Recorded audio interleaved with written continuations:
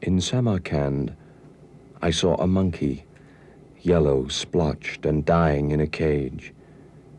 And as I made to hasten by, he grasped my sleeve, as if there might be something more to the matter. Did you say something, mister? What? Did you say something, mister? No. Oh, I thought you said something. I thought you were saying you wanted to read the writing now, mister. I said nothing, madam. I'm hanging the crepe now. Because if you want, I can let you read the writing now, mister. Madam, I cannot read your master's manuscript now. I am hanging the crepe now. You see, you've come at a very bad time. There's been a death in the firm. Our employer, Mr. Gruboff, has passed away. Oh, has he? Yes. That's a sorrow. Yes. And a sorrow it was when my master died. Him being so sadly reduced in fortune. Oh, there was always the moneylenders banging at the doors of the house, but I didn't let none of them get at the master. I locked the door in their faces, I did, and I told them what they could do with their accounts receivable. As God is my judge, they would have pulled the sheets right off to the bed he was dying on if I'd have let them, so vicious they was about their monies. Oh, dear. What makes people get that way over money, do you suppose, mister? Well, what do you think, Mr. Zodich? Have they buried him yet?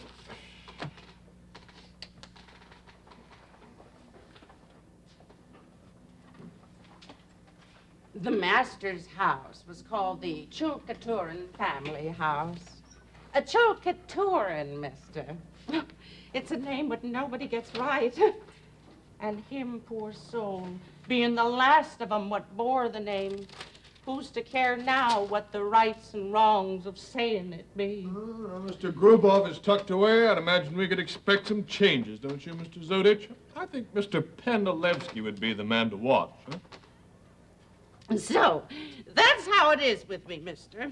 Now, all Mr. Chulkaturin left me for all those cruel months of services to him is what I got here. And it's for making it into a book with you bookmongers, which the gentleman himself was most insistent on, so I could be repaid for my kindnesses to him. He didn't give me a bit of wage, just so it's a fair thing I'm doing, trying to make a little money off his writings. Don't you think so, mister? Yes, yes. Oh, not that I begrudge doing a Christian duty for the sick. I mean, doing a Christian duty is no more than what Christ expects of us. They're back.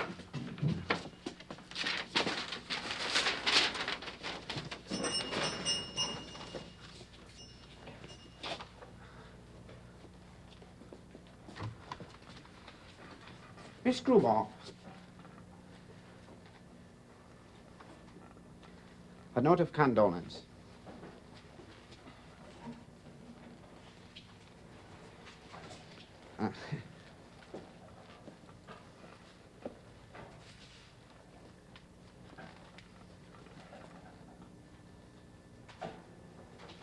Thank you, Mr. Zodich. Yes, I just wanted to say that I thought your father was wonderful, Miss Gruboff. Wonderful. A man to be admired, respected. It was an honor to be employed by him these 12 years. We will all miss him. A loss, a great loss. Thank you. Yes, I hope it was not too cold for you, Miss Gruboff. I thought of you in the carriage, and I said that they will forget the extra blankets.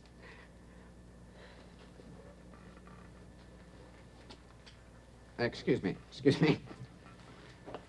It was fine in the carriage, Mr. Zodich. Thank you.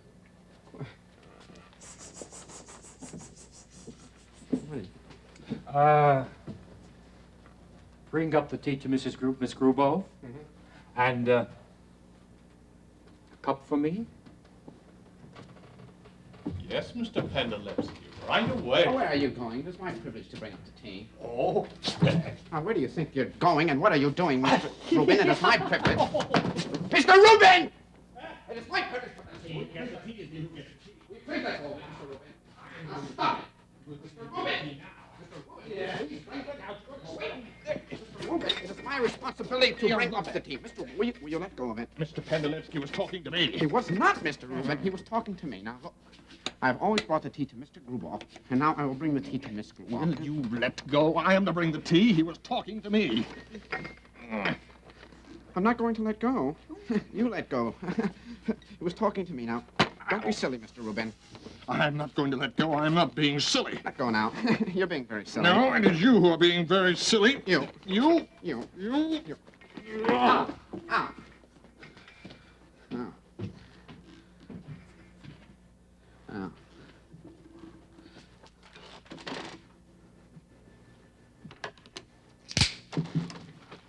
The master was a very refined type. Such as you, Mr. Zodich. Oh, and he had a very sensitive handwriting, which comes from being so acute to everything around him. Oh, and you could tell that he was delicate just by looking at his hand. Madhouse. Madhouse. Up the ladder, is it? Oh, yes, a madhouse it all is for sure. That's what the master said when he was trying to save the family properties which his father had gambled away. Who said, madam? Why do you go on and on? What are you talking about? The master! Oh, he was as much a fighter for things what was his as ever death took away. He wasn't one for giving up on things. Oh, he was a brave sort. No one could grudge him that, and God love him for it. So, you're finished. This is a diary, madam. We do not publish diaries. You've talked all this time for nothing. Oh, no, mister. This ain't no diary. It's papers. Oh, it's a diary, madam. You see, March 20th, a day of the month. That's a diary. Oh, I can't read dates, mister. I can't read, mister. Well, I read dates, madam, and I tell you it's a diary, and we do not read diaries. Nor have we ever in the entire history of Grubov Publications published one. So if you'll excuse me... Well, you know, it was only as a favor to the poor gentleman when wrote it because he wanted to repay me for my goodnesses and kindnesses to him that I come here at all. Oh, he was a good talker and word writer, mister. Oh, he was he? A good writer, was he? Well, he had bad handwriting. How does that suit you? He wrote with a hand of a pygmy. Tiny, tiny letters, too backward, too feminine. And where's the punctuation? Do you see the punctuation? What has he done with that? Perhaps it is a very long sentence and all the punctuation's on the next page. Oh, here's a comma. I found a comma, Mr. Rubin. But where are the periods? Where are the periods? The colons, the semicolons, the question marks? Where? Oh, he's just writing, mister. Perhaps he's put all the punctuation on the last page. No, I do not see them. In the middle, perhaps. They must be stored in the middle. No, they are not in the middle. So I will shake the pages. Let's see if they fall out. It's just writing, mister. All right. Now, there's no just writing. There is only proper and improper writing. You're Mr. Chokaturin. You see, he doesn't cross his T's. He ignores his T's. He makes his T's look like L's, and his L's like B's, and his B's like H's, and his H's like nothing at all. And why doesn't he dot his I's? Why doesn't he loop his E's? I'll tell you why. Because he doesn't know anything, you see. Because he doesn't know how to write. See, we have here a babbling of consonants, a scribbling scribble, a disease that knows no punctuation, no sentencing, no paragraphing, a singular disease that rambles, that goes no place, that floats on strings of bombast, a leaking hulk of language in a sea of rhetoric, a babbling monument of incoherency, a vacuum, a desert, a wasteland, a void.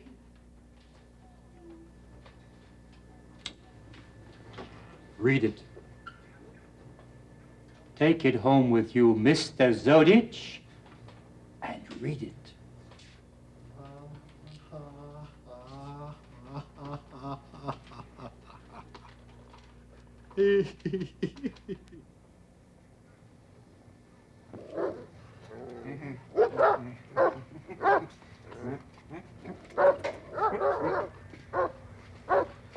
Knock your lungs out, you bitches. You think I'm afraid of your dogs, Katerina Polomaya? I'll take a stick to them. I'll beat their brains in.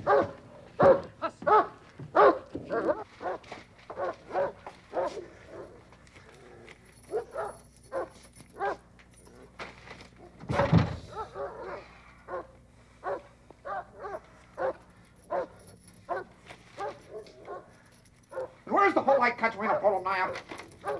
You're quick enough to ask for the rent.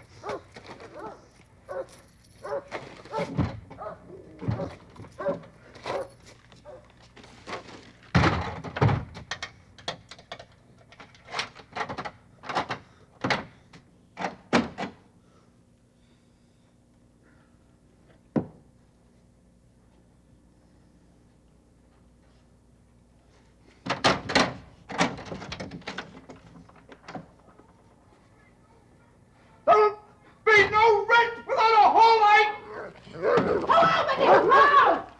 Show yourself! You miserable pack of cowards! I'll set my dogs on you if I hear another word! You hear me?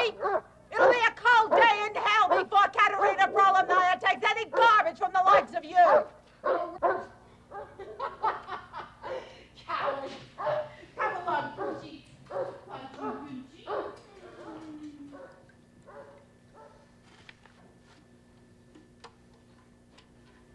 Take it home with you.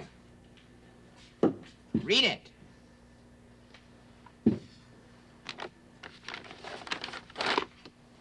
I will not take it home with me. I will not read it.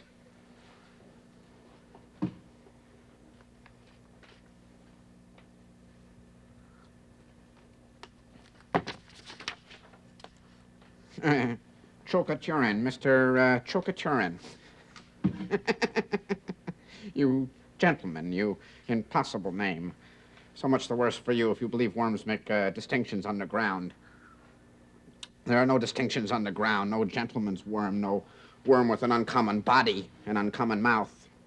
You won't find them to your liking, I assure you.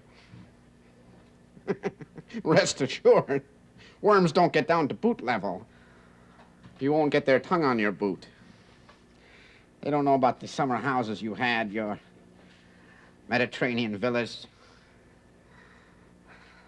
your ladies.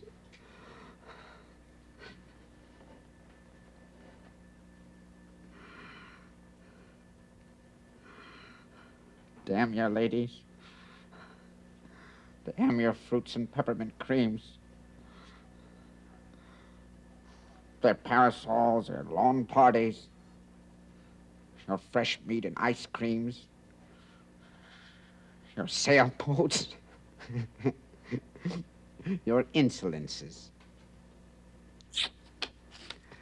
Here you come to me, down to me, and you satisfy me, or I'll ship you into oblivion.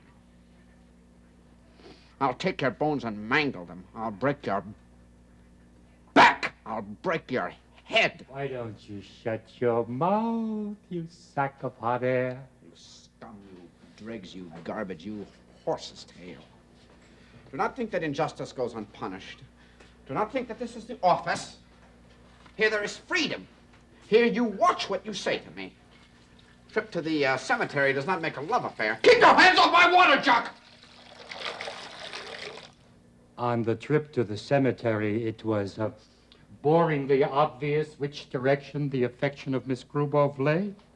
Spreading a blanket to cover our legs from the chill, I found, by some subtle, snaky motion of her torso, she connived it so that 1, 2, 3, our hips and flanks were dancing side to side to the rolling of the wheels. Hand me the soap. Who do you think you're ordering about? I'm the head of the reader section, the first reader. You carbuncle, you wart, you You pimple. I don't take orders from you. I'll dance on your grave before I'm through. Hardly had this dance begun, when by a writhing of her arms, a heaving, breathing of her bosom, as if the desire in her must burst, she seized hold of my fingers one by one and locked them in the compass of her hand. Get me the soap? All right, I'm warning you, Pandolevsky. Watch what you say to me. Now, just be careful. Do not push me too far. I will not put up with these lies. Seizing thus by hand, she covered it with kisses and sent it, as it were, on a foreign exploration to private lands best left undiscovered outside the marriage bed. I pretended fright, surprise, but her importunities and protestations were of such a severe necessity, I at last gave way and exposed her bosom. Get me the soap. You liar. You defamer. What right do you have to say such things? The soap. The soap, is it? I'll get you the soap. I'll wash you into the ground. I'll scrub your brains out. We'll see who's superior. We'll see about trip to the cemetery. You tartar. You liar. You buzzard. You inkpot. Down the stairs with you. Monstrous liar. Vilifier. Oh. What right do you have to say such things? What right to say such things? Once having seduced Miss Grubov, once having aroused in her the fevered breath of passion, which I found most sour to the smell, I suppose I have all rights to say what pleases me. Hand me the towel. It was then that I thrust your name into the conversation, where it fell like a small stone dropped from some low height into the sea. And what of Zodich, I said. And when there was no sign of recognition on the lady's lips, I pressed forward with encouragements to her remembrance. The rude fellow. The crude fellow. The open the door and if you please fellow. The tea fellow, the biscuit fellow, the ABC and loop your ease fellow. But there was no remembrance. You are, nevertheless, welcome to the wedding, along with the bookkeeper and the printer's apprentice. Hand me a towel. There will be no wedding. Oh, yes. A very large wedding. Hand me the towel. There will be no wedding. She is untouched. I have washed my fingers, have I not? Do I wash my fingers for no reason? Hand me the towel. I'll give you the towel.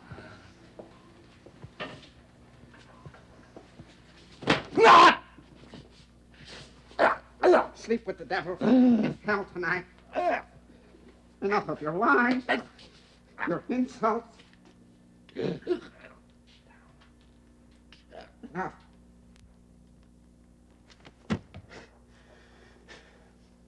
It is finished. Idiot.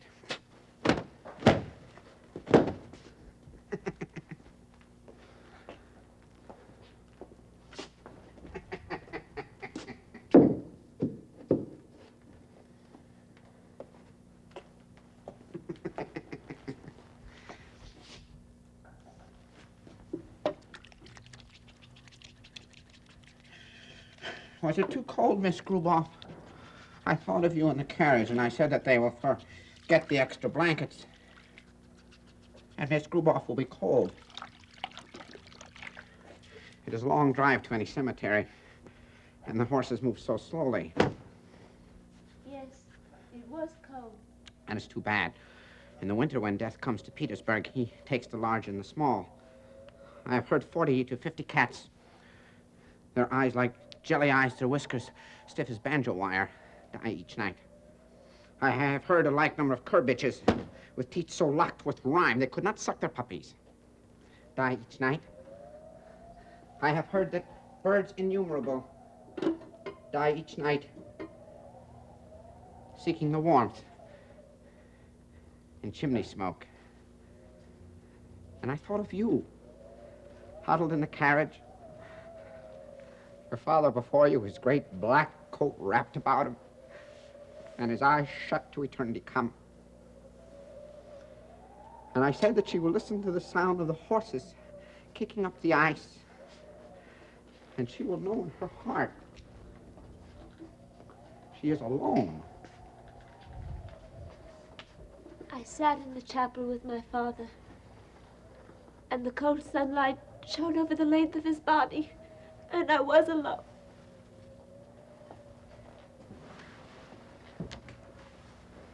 There was loneliness.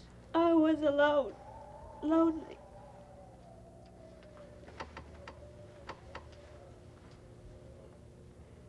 What were you thinking of? I thought of nothing. I saw nothing. Without being nothing.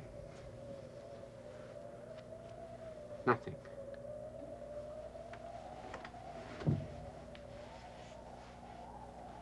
Hmm. Hmm.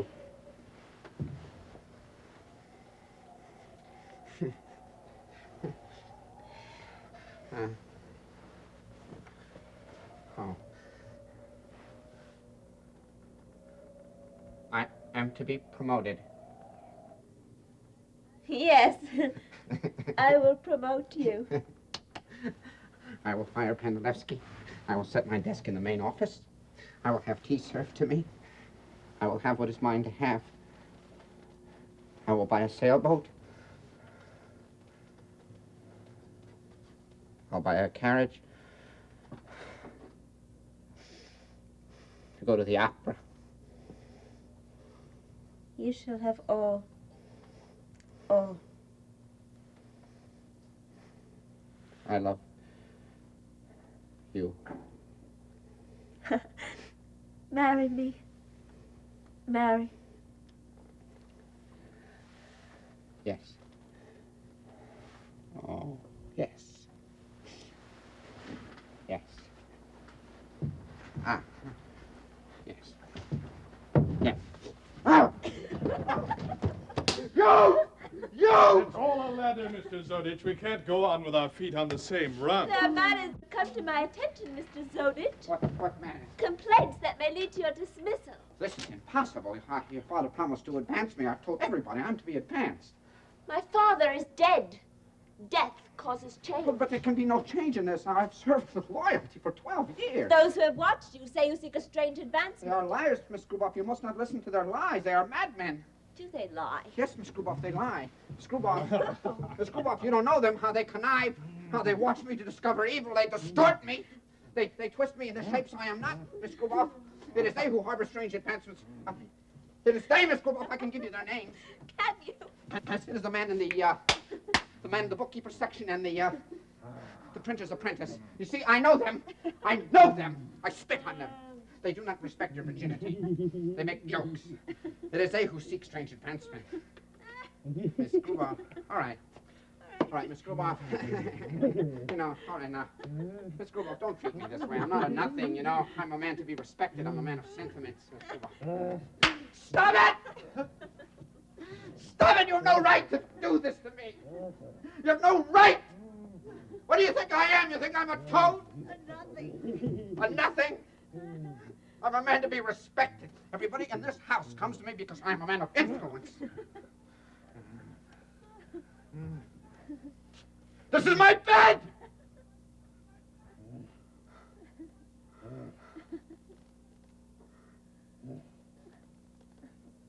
Do you think that there were not affairs that I had?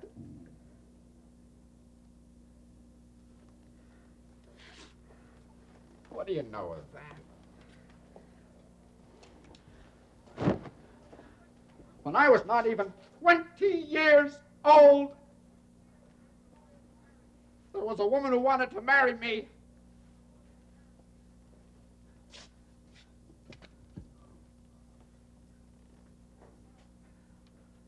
Said I was handsome. She thought I was a soldier.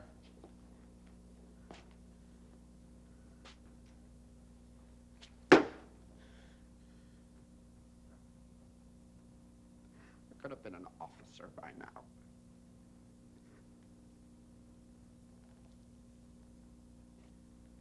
I had absolutely no one to speak for me.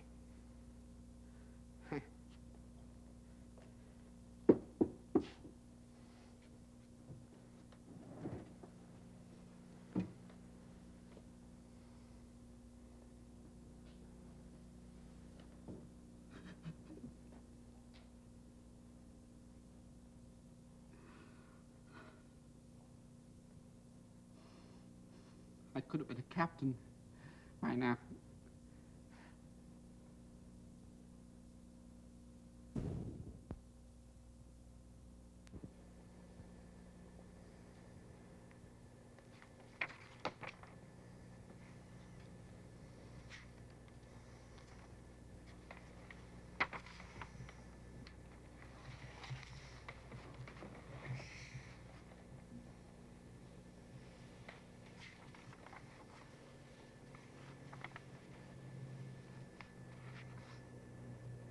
I, Nikolai Alexeyevich Chilkaturin, in my 29th year, certain in the hope of the resurrection and the life to come, begin this my diary at Lambswater, March the 20th, 1870.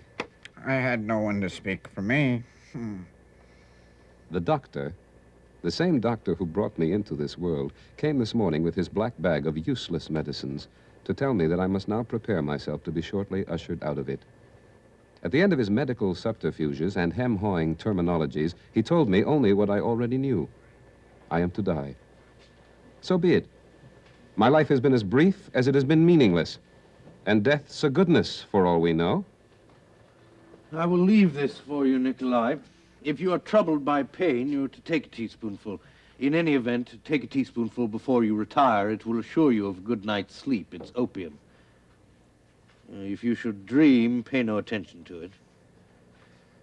This morning, I dreamt I was in a great cage in some marketplace I had never seen before. The sun burned down upon me, and I could not escape.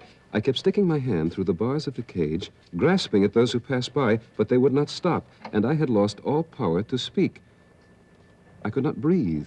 I felt myself suffocating, and no person stopped. I will have that Terentevnia of yours leave the window open a crack before you retire this evening. Oh, there you are. It's about time. Well, come in, come in. There's some sheets in the closet I want you to take down to wash. In here? Yes, of course, and be quick about it.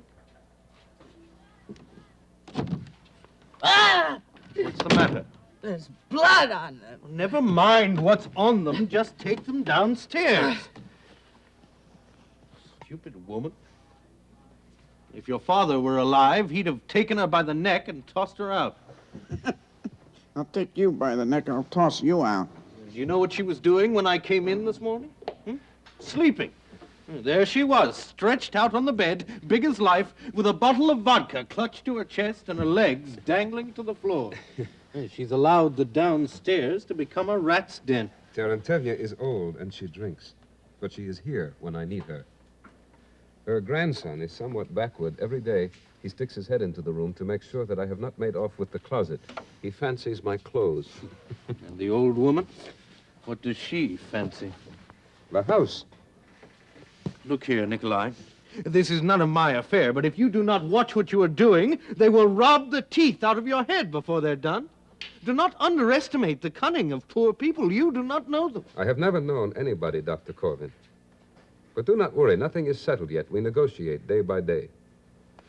Besides, to whom else should these clothes and this house belong? By the time I am gone, she will have earned this roof over her head. And the summer house? What has become of that? Sold at auction. A cloth merchant from Novgorod. A man who had to have a summer house. This is all quite distressing to hear, Nikolai. Surely some other alternative presented itself to you? No, no, no. Let the summer house be gone. What it meant to my father, it never meant to me.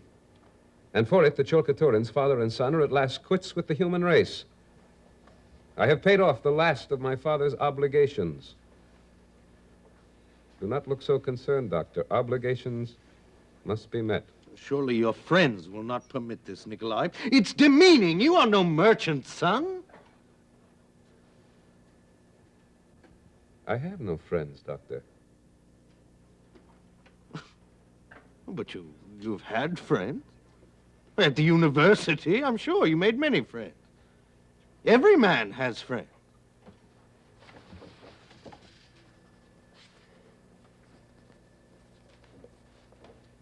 Upon meeting my friends on the streets of the university, why, it's Cholkaturin, they say. And when I approach, the circle of friends parts as if some slightly leprous thing had been thrust into their midst. And the eyes, which had been set upon my eyes, begin dropping from my face to my chest, to my knees, to the bottoms of my feet. And everybody stands absolutely struck still, desperately trying to remember what it was they were saying before I arrived. Once I am 10 feet past, the circle once again shrinks, the eyes once more rise, and the conversation moves like fish hustling down the dawn. O Christ, that the circles of this world might shrink and find me standing locked inside. Try not to have too many visitors, Nikolai. You must get your rest. Doctor, I will see to it that you are paid as soon as I can.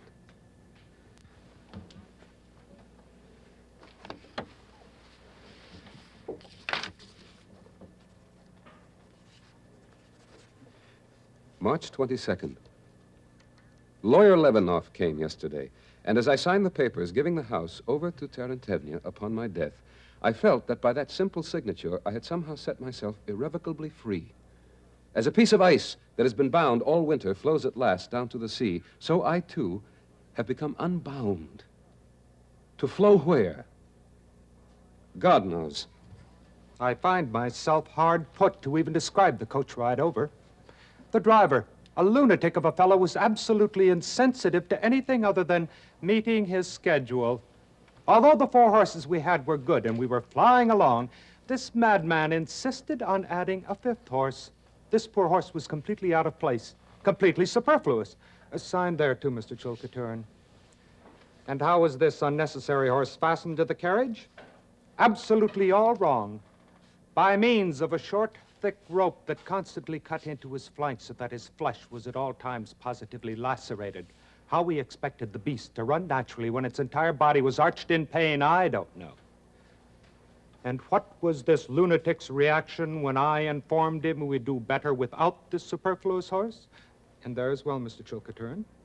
He began lashing the horse an additional dozen strokes across its back and swollen belly, and screaming out to the winds, "What the hell? It's been tied on, and if not to run, what the hell for?"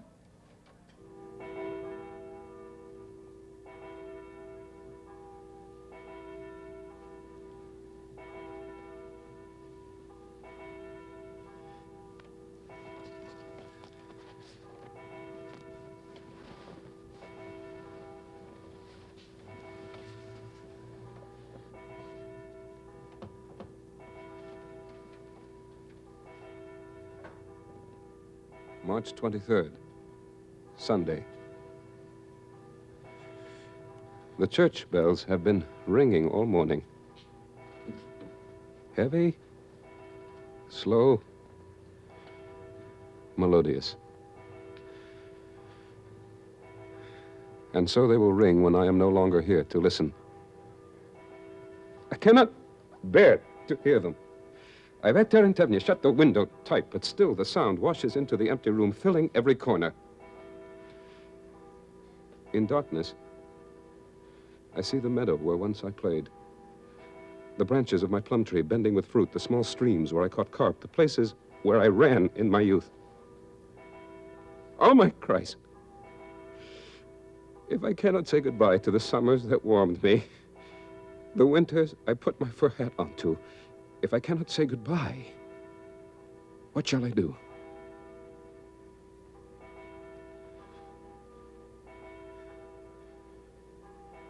Who will have pity for us all? Pity? Oh, why do you waste my time with pity? There is no pity. Up the ladder, down the ladder. Make up your mind to it.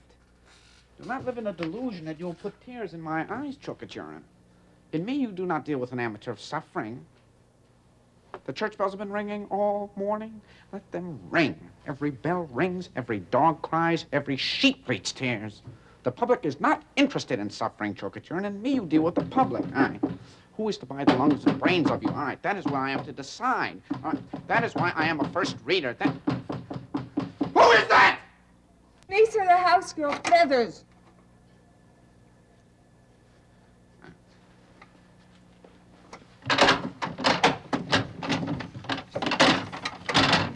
What do you want? Katerina Prolemnaya sent me with a bucket of coal.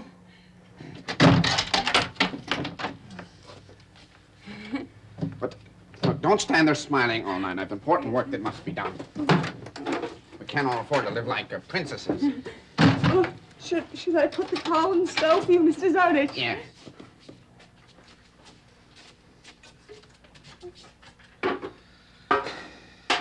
And why have you brought the coal to all the others and only now to me? Why am I the last? I won't forget that, Miss Feathers. No, sir. No, you're not the last. No, the others aren't having any coal at all tonight, sir. Only you. The mistress said let them freeze. The city would be better off without them. Do not give me stories, Miss Feathers. Coal does not grow on plum trees. You're not dealing with a man who lives in fairy tales. She expects something from this, huh? What does she expect? You see, nobody does anything without expectations. If she expects to be paid now, I cannot pay now. To be advanced in the publishing business is not to be made a prince. I didn't ask for extra coal. The mistress said nothing about asking for money, sir. Nothing? What nothing? Watch what you're doing there. Miss Feathers, you're putting in too much at once. Oh, you're not dealing with a spendthrift, Miss Feathers. Mr. Zardich, I was supposed to bring you this kerosene also. Why? She expects to make up on the coal by overcharging me on the oil. That's it, isn't it? Huh? Oh, I will not pay a kopeck for the coal. I will not pay for the oil. I ask for nothing, and from nothing comes nothing. I cannot afford these extravagances. The mistress said nothing about asking for money for the kerosene, sir. You tell Katerina Polovnaya that I cannot afford extravagances. I live close to the bone. Try to stop smiling.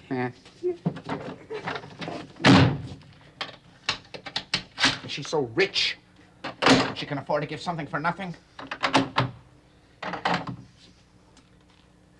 From what rich?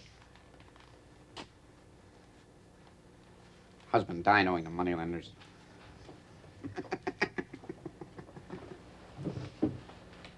Everybody knows he died owing the moneylenders.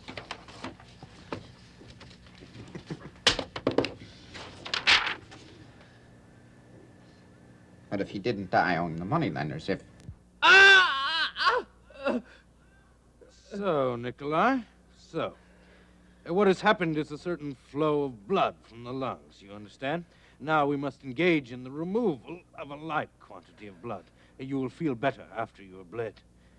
Of course, it is to be expected that the spittle from the lungs will be somewhat pasty, like clay, even like clay.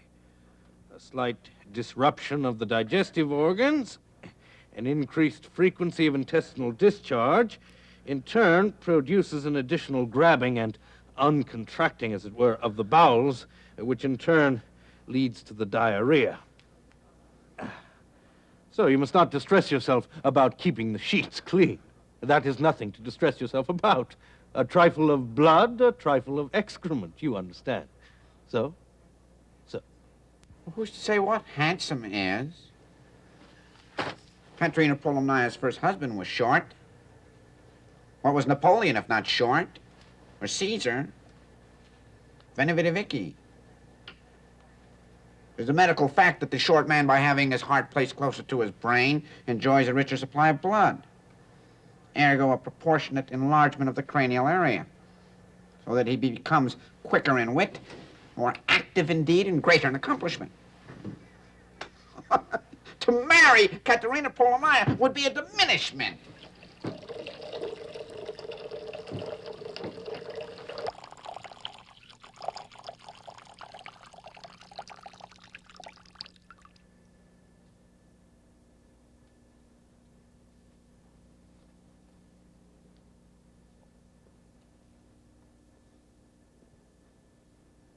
Think, dear Christ, have you made me anything more than Lawyer Levinoff's fifth horse? If I had never lived, it would have made no difference to anyone. My entire existence has been superfluous. That is the central fact of my being, the central word that sums up my total meaning. Think, dear Christ, is that not so? Have you not made me a fifth horse fastened uselessly to the coach of life? To whose benefit do I run? For whose benefit am I beaten? Oh, my Christ, where is my post house?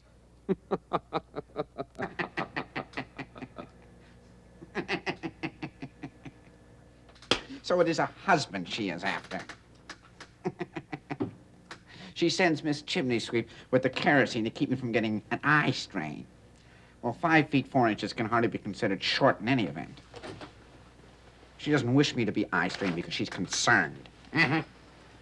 See, the call alone might be construed as meaning no more than a mere landlord-tenant relationship. So she just sent the call. She could expect no more than a thank you. But more than a thank you was floating around here. The time I left my gloves on the hall table, and she called out to me on the street, Mr. Zonich, your gloves, and the payment of the rent. Did she not say, Mr. Zonich, the rent? What was that about? Mr. Zonich?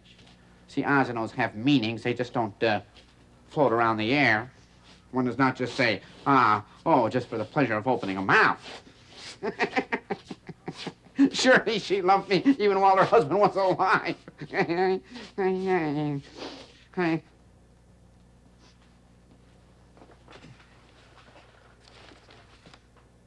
April the 2nd, Wednesday.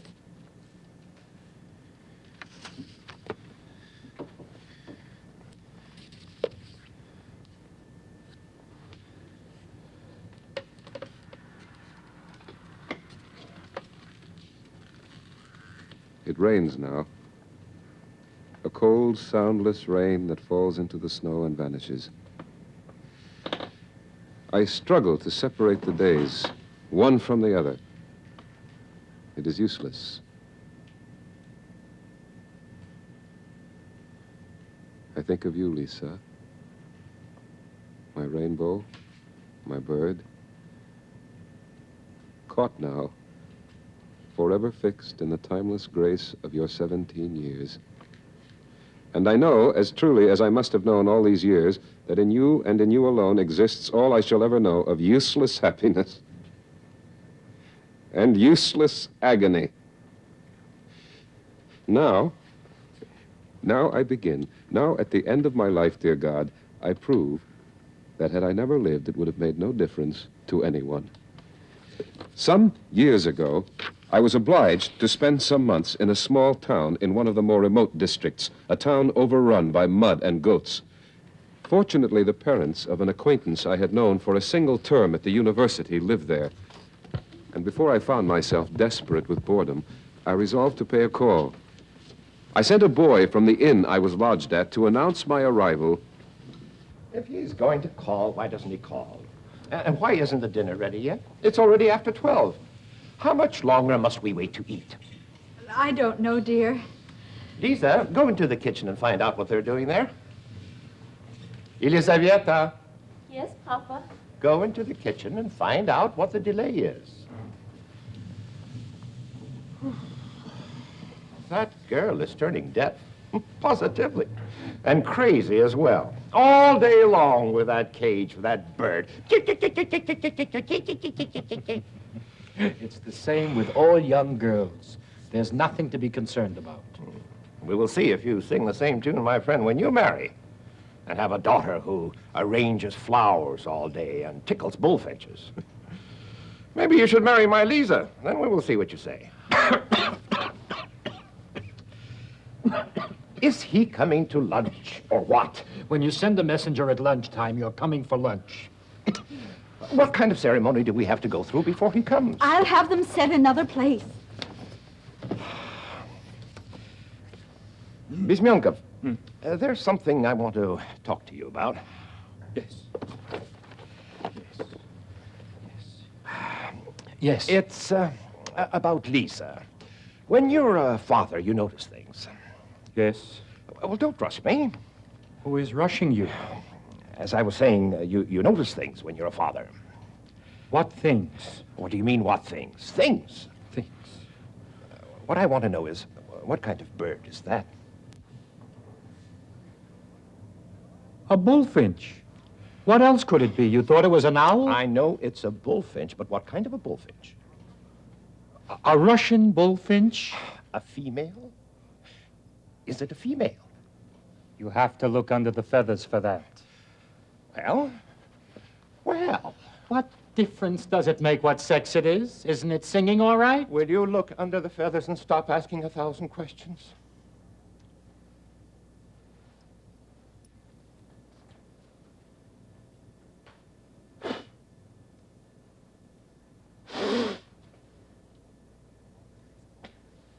It won't raise its tail.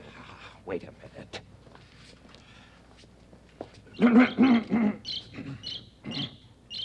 What do you want with that little bird? Nothing. Nothing. We're going into the garden. Come, my friend.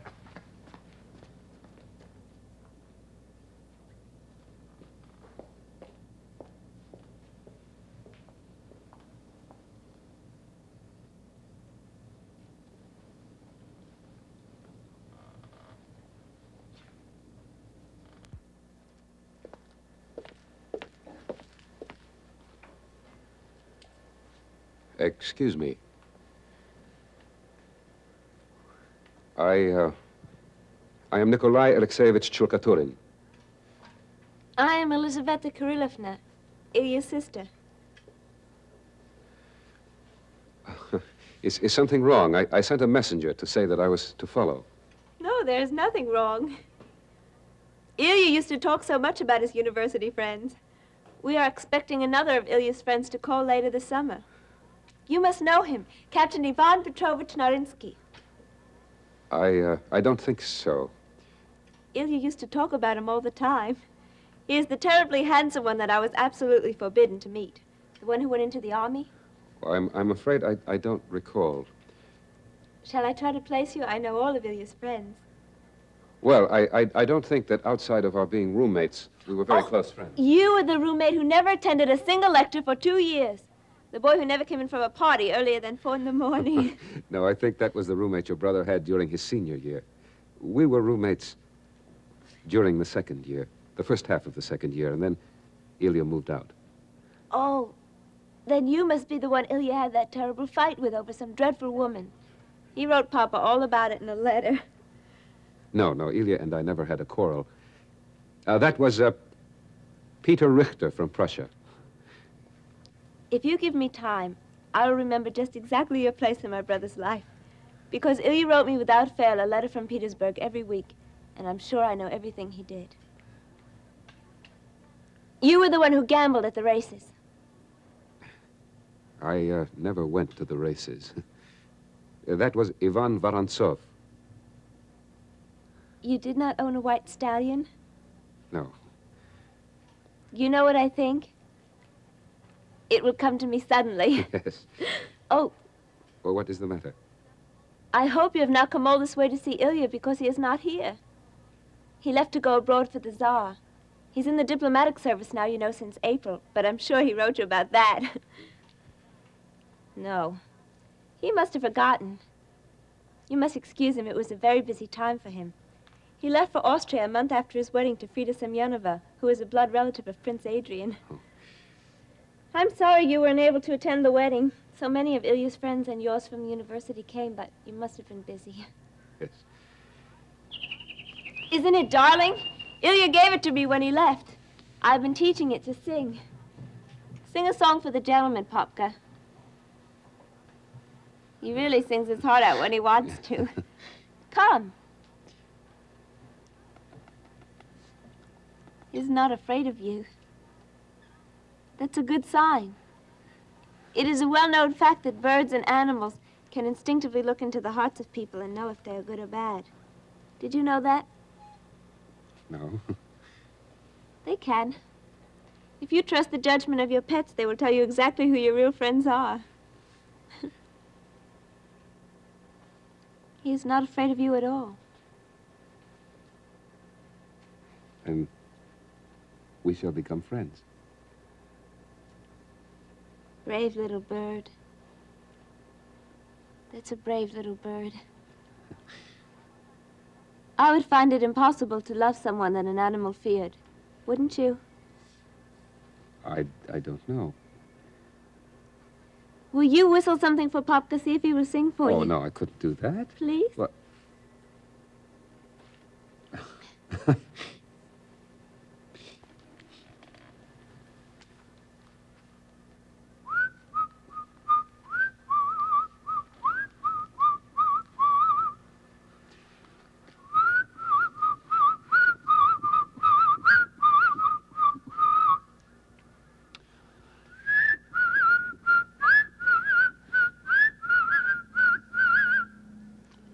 Already he must prove he is a fool. Already the ass.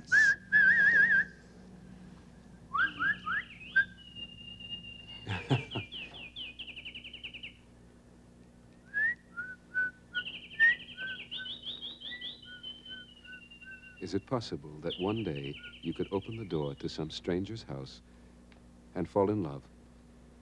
Yes, it is possible. That was the exact moment that I fell in love. I say that without reservation. The moment the door swung open into that household was the exact moment I came to love. And to shut out all the impossible loneliness and misfortune of all the years before, my father's failures, my mother's long-suffering virtues, my less than human isolation from mankind. I had now for the first time placed myself in contact with one whose steps would not flee from me, one whose eyes would behold my face and not turn away. It didn't matter that now I stood in front of a bird's cage and forced myself to whistle. Not even forced myself, I whistled joyfully. You ass. The tune, whose melody I can no longer remember, rose from my heart.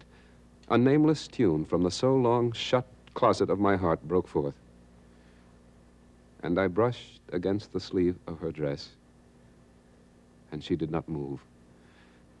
And the bird broke forth answering me. And I thought as I stood there, God, oh God, don't let me be shut up anymore. What are you talking about? What do you think you're talking about?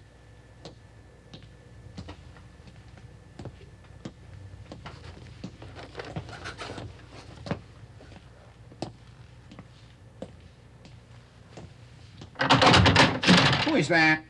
Me, Zodich, Gregory from upstairs. What the devil are you doing marching up and back? Have you lost your wits? I must talk to you. About what? Let me come in. I don't want to stand in the hallway.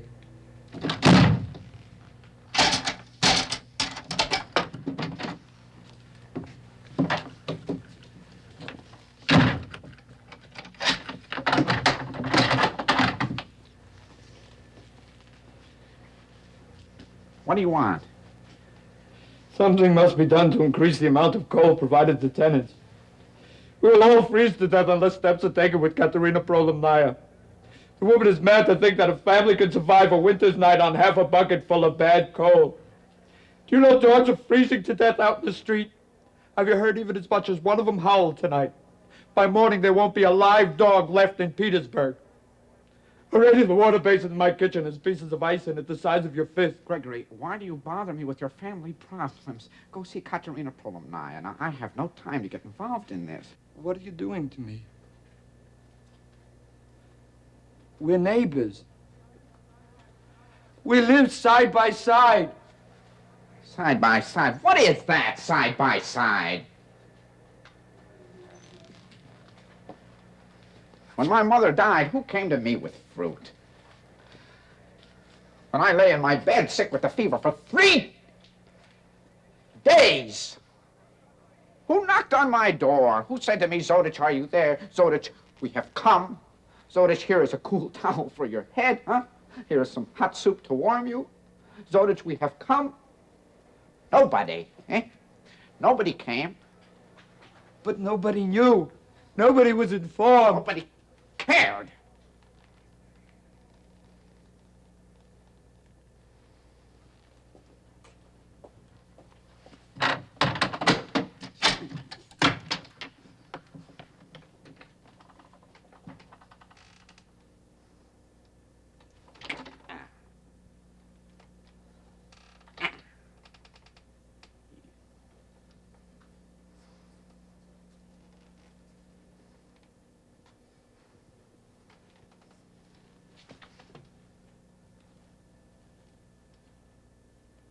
Nobody, Gregory.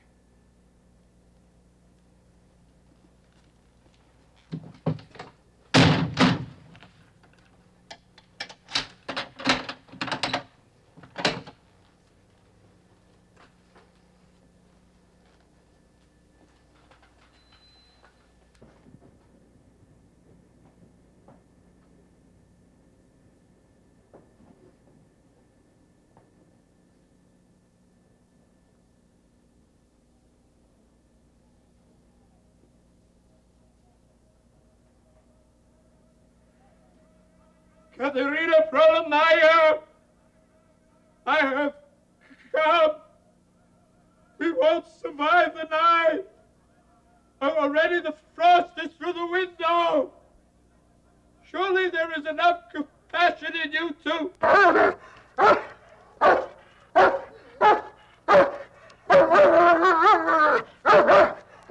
Get away from me.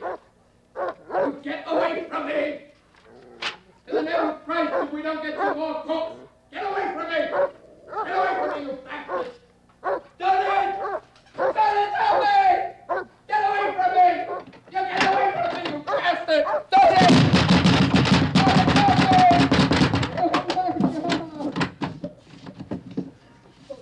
Leave me alone! Leave me alone! This is a family problem!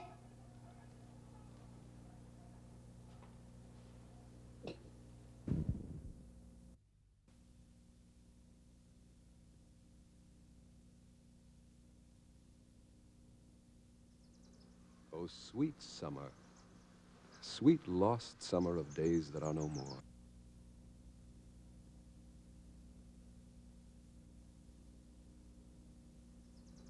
Oh, sweet summer, sweet lost summer of days that are no more. Summer of bright birds, summer of flowers, summer of strawberries and golden mornings, summer of musical harmonies in the sky, summer when my heart stood in tune with every living thing. Summer when I was not myself. Summer when I was in love.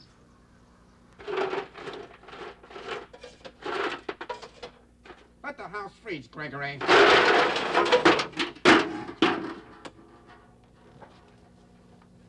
I'm not to freeze.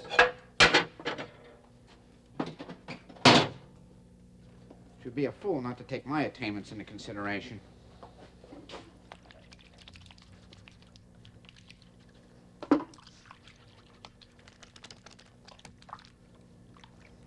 Is it nothing to be a first reader in a famous publishing house? Is it nothing to have read Seneca? Cicero? O tempora mores. Senatus haec intelligit. Consul vidit. Hic tamen vivit. Vivit.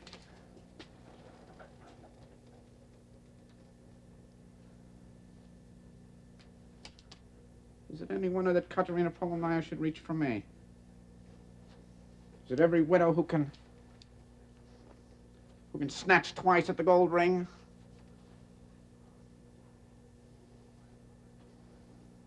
Katerina Polomnaya, do not underestimate my value. I'm no ring for your finger without consideration. Bear in mind, assets. Assets. Assets. Marriage is a diminishment to me without your assets. I don't mind the diminishment as long as there are assets.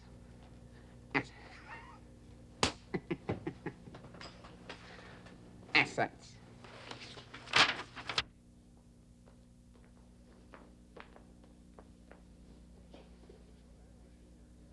Go to the Petersburg Ballet.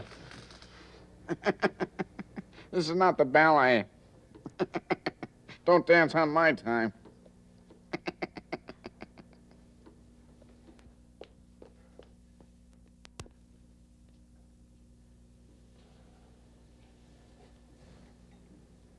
I could not move. I could not breathe.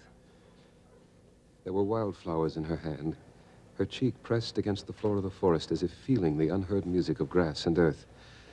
I clung to the edge of the clearing, afraid to approach, afraid to be seen, afraid of a moment into which I had transgressed. Though love had brought me, I came only as a stranger. Well, you see? You've fallen. That's what you get for running so fast. Come, let me help you up. I'm all right. Please, just a moment.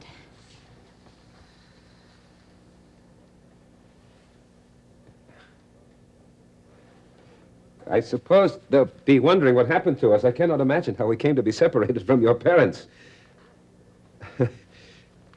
Well, we've certainly taken our exercise for the day. If the summer continues at such a pace, we shall all be in fine health.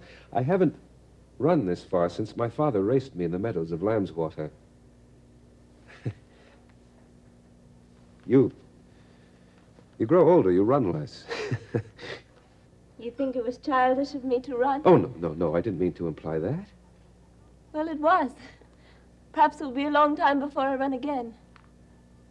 Come, sit down beside me. We ought to sit on the bench. Your dress is going to be covered with grass stains. If you make me sit on the bench, I shall fold my hands in my lap and not allow you to become what you should become. And what is that? What do you think that is? I don't know. Guess. I can't. Then you shan't become it. Oh, no, please, tell me. What would you like to become? I don't know. Poor Nikolai Alexeyevich Chukaturin doesn't know what he would like to become. Shall I be kind and tell him then?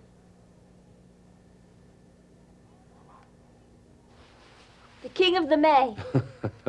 The king of all the hearts of young ladies. Here and now I shall give you a new identity, but you must kneel properly and lower your head. Come, on your knees. Or else I shall be forced to find another to be King of the May, and you shall have lost your identity for good. Don't dally. Shall you be crowned or not?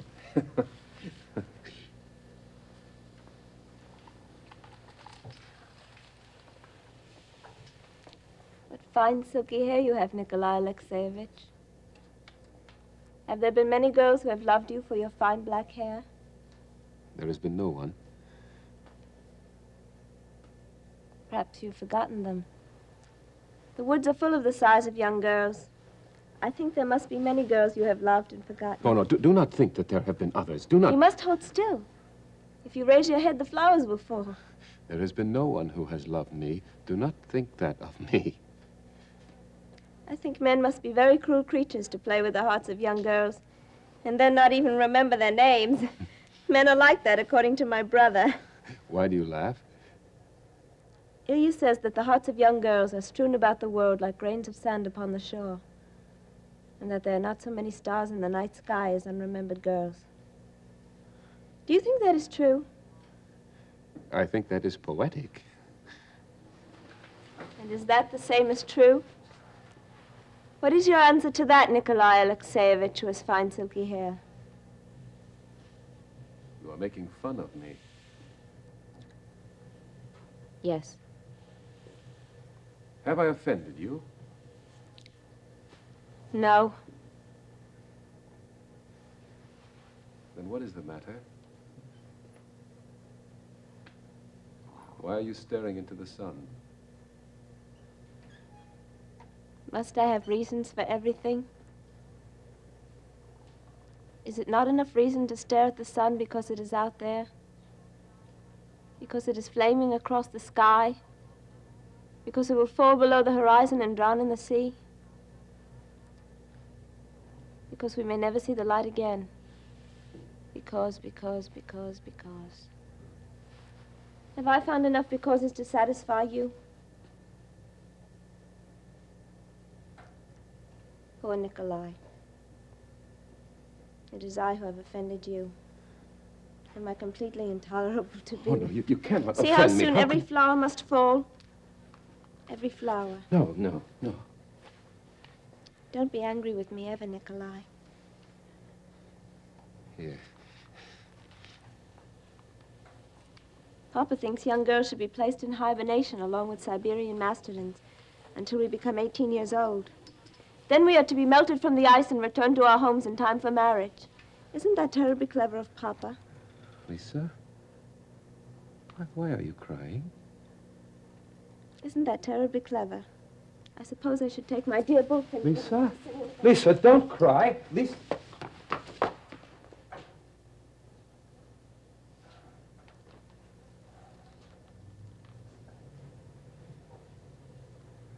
Are the tears of women ever insignificant?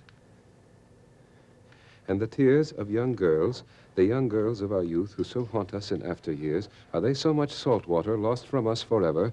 Did she not then, standing there in the final light of the sun, love me? Think, if I could not claim every tear, might not there have been a single tear that was for me, a fragment of a tear, a thousandth part of all that running flood loosed for me alone? Could those tears have fallen without me? They fall. Having no mind of their own, women have tears. It's not necessary to philosophize these things. I danced that night. I opened every window to the summer air, struck every candle from every corner of the room, dispelled every shadow. I took the wine from the landlord's table and brought it to my room. I took the books from the shelves and threw them in the closet. I locked the closet. The tears of a young girl. No, the tears of a young woman are bashful, trembling tears. Shall I quote to you the important works of important philosophers that will tell you that, precisely just that, there is no other way for girls to come to love but through tears? Shall I tell you about my future plans? In my happiness, my love, I made future plans. The world was to become involved with me. And I, through Lisa, like some rose flung to the shores of the universe, was to become involved with the world. There was the plan involving a wedding that the little provincial town would never forget. The entire town was to be invited down to the last shoemaker. You cannot make a wedding out of tears. There's nothing written down here to make weddings from. What are you making weddings from? Why should not the lowest shoemaker share my happiness? I wanted everybody I ever brushed against to be happy. Let all those whose hearts were sick be healed. Let all those who were pained in silence be pained no more. I had a family. Ozhogin. How rich that simple name sounded. Ozhogin. Has there ever been a more lovely name, a more beautiful sound upon the air? And Lisa, my Lisa, before me in her wedding dress, her long unbound hair fallen to her shoulders, her eyes lit with happiness. The happiness that would be mine forever. Oh. No more of this.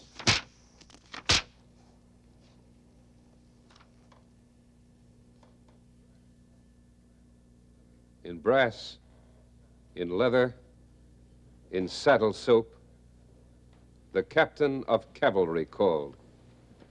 At present, my stay in the district is quite indefinite. A month, perhaps 2. It's difficult to say at the outset. And have you found a suitable place to stay, Ivan Petrovich? Oh, yes, thank you. I've taken rooms at the inn for my officers and myself. Oh, I'm afraid you'll find the inn somewhat less than what you are accustomed to. I'm sure that will be the case. There are no decent accommodations in this entire town. But then hardly anyone ever comes here.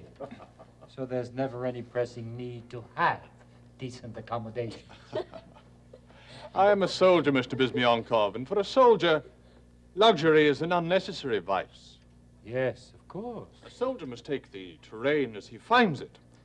If he finds his feet are wet, well, he must accept his wet feet. In my life, such things are of no significance. And what is of significance, Ivan Petrovich? Why, to serve the Tsar, to fight for Russia with courage and with faith. Yes, that is right. Good day. Good day. Oh, you have a guest. I hope I'm not intruding. I was just passing by. And,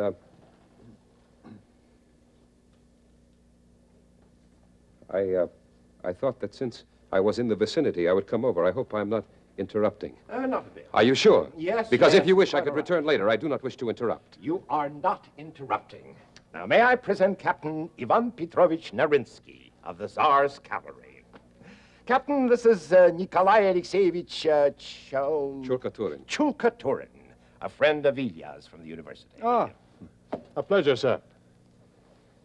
Thank you. Thank you. A pleasure for me as well. Well, please, go on with whatever you were discussing. I will just sit here. Oh, no, please. No, please. It's perfectly all right. I'm perfectly all right here. What? Is that our last chair? I have 1,000 chairs in this house. Oh, no, there's no need to bother, Mr. Azhogan. I'm perfectly all right. There is a need. No one sits on little stools in my living room. So, you knew Ilya from the university, Mr. Chulkaturin? Yes. From the university. Ah. Is that where you knew Ilya from? Yes. Ah. Perhaps we've met before, then? I don't think so. Were you one of the young men Ilya brought to my father's summer home? No. It was a hunting trip. I don't hunt. Oh. The captain is here to recruit soldiers for the Tsar's cavalry. So? Yes. Almost noon. Oh, allow me to help you, Mr. Azhogan. I'll give you a hand. It's all right. No, I'll just take the leg. I have it by myself. Watch your flower. You're pushing the flower in my eye. Watch it, watch it. What happened? It's all right. We've got it now. I can manage it by myself.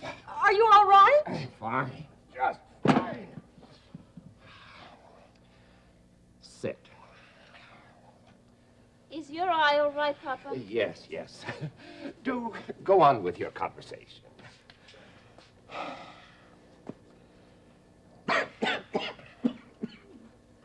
Excuse me. Would you like to take a turn around the garden, Mrs. Azhogan? Lisa? Perhaps after a bit, thank you.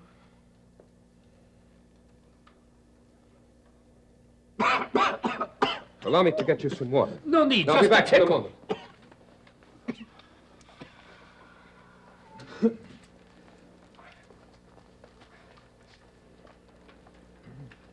You were saying, my dear Captain.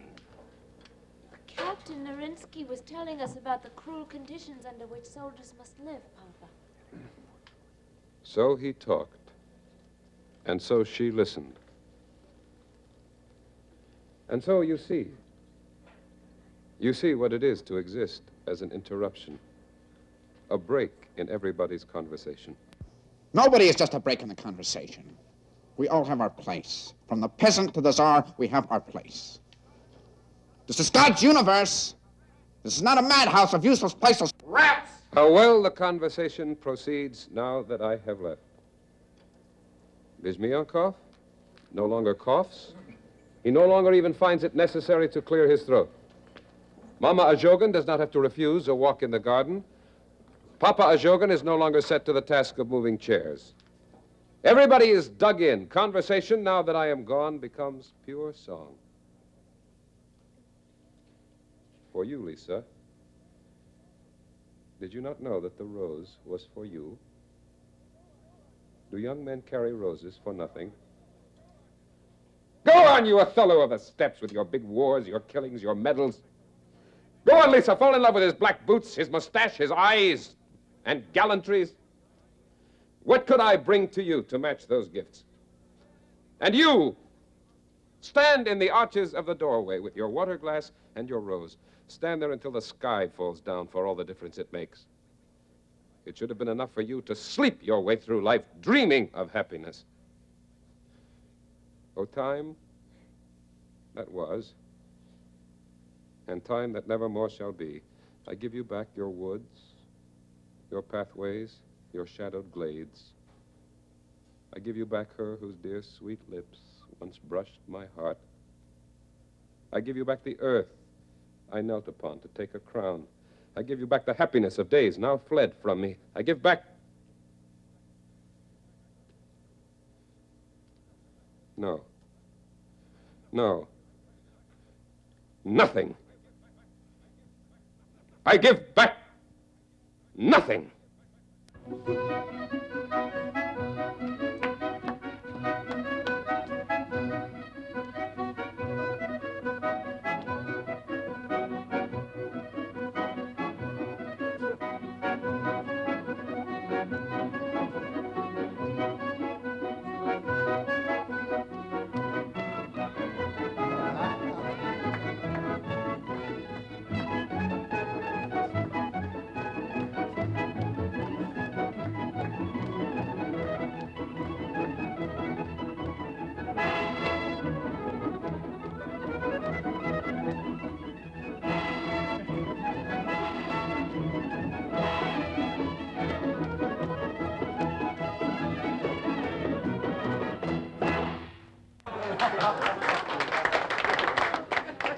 Nothing was definite until the night of the dance. Listen, I am not the type that deludes himself. She was no more his than mine the night of the dance. No more mine than his.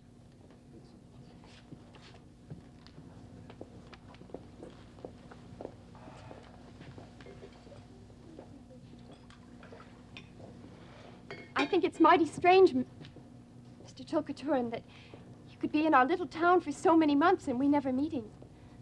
I'll bet you came in for the dance. What? I said it's strange we haven't met previously. I'll just bet you came in for the dance. Everybody does. Came in where? Why in town? No, I've been here for months. Oh, strange we never met before. Yes, very strange.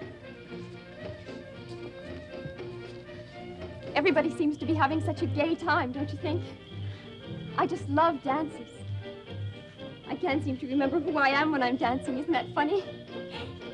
I start out by saying, Tanya, you must remember your own name. You silly girl, you mustn't forget your own name. Then I feel myself saying, 1, 2, 3, 4. 1, 2, 3, 4. And the room begins to swirl around and around, and the music seems to slide right down into my shoes.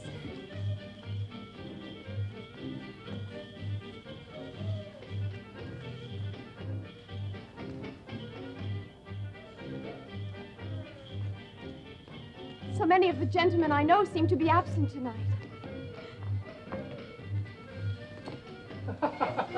Did he say something to me? Did you hear him say something as he danced by? The captain? Yes, him.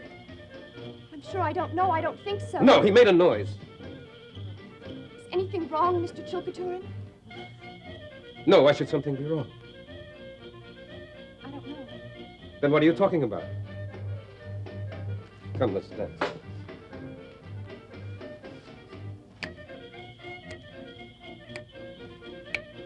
Provincials. You eaters of onions. You sleepers with sheep. Who invited you to the dance? Who told you to come? Wasn't it enough you had your fat-legged wives, your pimple-nosed children, And you, captain, of killing me. Weren't there enough women in Petersburg to satisfy you? Let me tell you, my friend. Go polish your boots in another neighborhood. Did I come around bothering your women? Did I ever come to Petersburg and bother your women? Did I ever take what was yours? Ah, Mr. Chalkaturin, where have you been keeping yourself? You enjoying yourself? Do not mock me. What? It is you who deserves to be mocked, you hollow-brained imitation of a peacock. In a moment. I'll kick your head in if you laugh at me. Not here. In a moment. I understand you. Volobrina, take those two leads. Go back to Petersburg. Now then, I believe we have some business to discuss. Take your hands off me. Keep I am your not one of voice your down. serfs. There's no need not to handle this as gentlemen. I assume I am speaking with a gentleman. Assume what you like. I believe you have intentionally insulted me. Believe what you like. Perhaps you would prefer to settle this in a duel? As you wish. If you do not withdraw your remarks, it shall be my wish to challenge you. It shall also be my unfortunate choice to have to kill you. Let me assure you I am an excellent shot. Therefore, consider what you're forcing me into. I have no desire to kill a man that means absolutely nothing to me, one way or the other. Nothing, is it? I withdraw nothing, you fop, you strutting suit of peacock feathers. You think because I am not a soldier, I do not know the meaning of courage. You think because I do not have brass bands and medals, I do not know how to behave when I am mocked. You mock yourself, sir. But as you wish. I shall have the honor of sending my seconds to you in the morning. Mr. Shtukaturin. Shtukaturin! My name is Shtukaturin!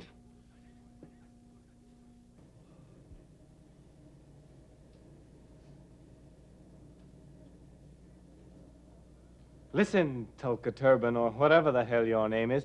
Can you handle a military pistol? Yes. You'd better watch out, Ivan Petrovich. He says he's fired a pistol before. Oh, yeah?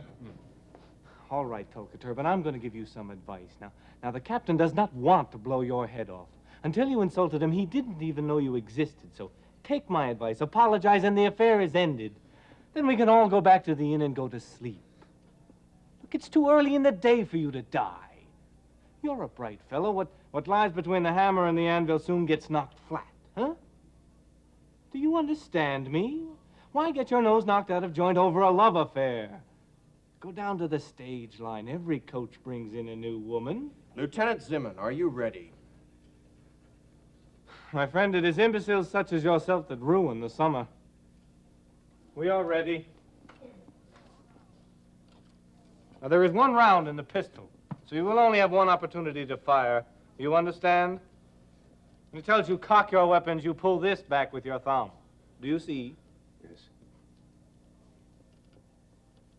Now, don't be in too much of a rush to fire. There are no prizes for firing first. All right, let's go. Take off your coat and give it to me.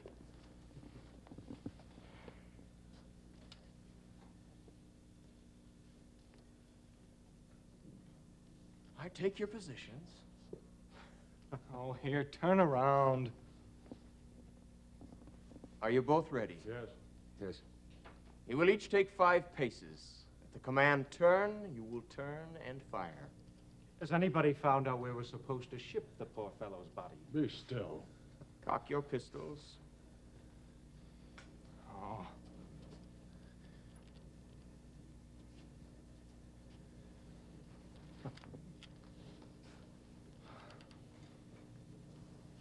Take your paces. Turn. Stand your place, sir.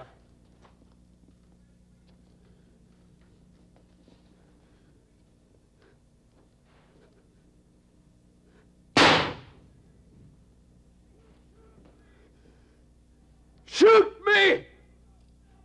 Shoot me! No! No, let go of me! Where is he going? Come back! Shoot me! Shoot me! Shoot me! Shoot Nobody wants to shoot you.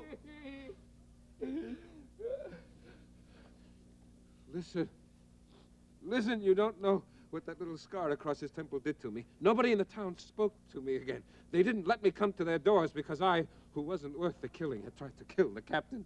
She wouldn't see me. What right did he have to fire into the air? What right to scorn me? What right to injure me? Help me get him to lie back, Mrs. Tarrantino. No, did I deserve that treatment? What right did he have to shoot into the air? What was I supposed to do? Take his insults lying down. Don't snakes bite the foot that crushes them? Even snakes, just because I'm superfluous, am I to be stepped on? Where was he going, Mrs. Tarrantino? Why was he dressed? I don't know, sir. He said he was going to a dance. Well, take his boots off. What nonsense.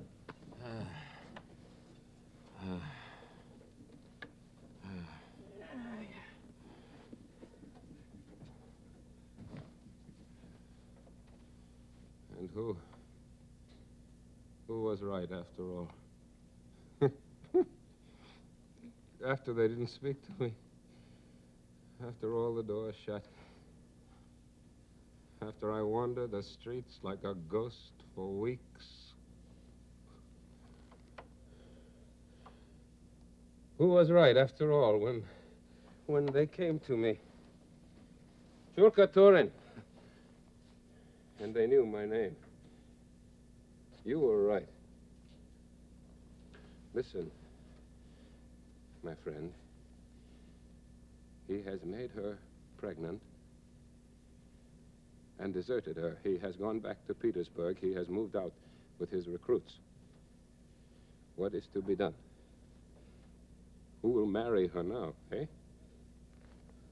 Who will marry her now? You know how it is with those springtime fellows. One flower in April, one flower in May. His day, his hour, was my whole summer, my whole life. Get me the pan, quickly. We must remove the excess blood before it is too late.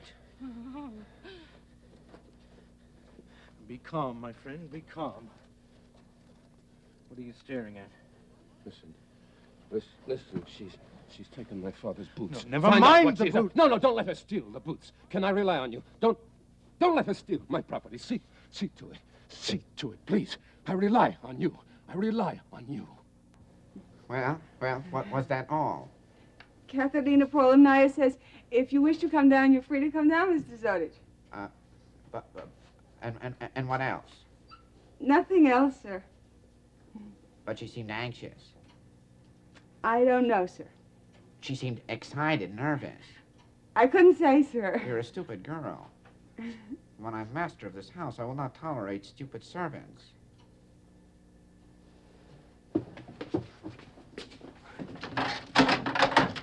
Go. Tell your mistress I shall be down shortly. Wait! Just say I shall be down. Do not say shortly. Try to do something about that smiling.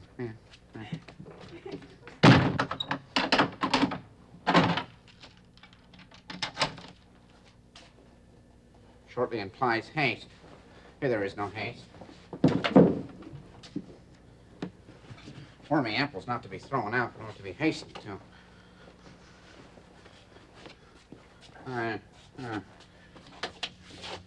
Gray.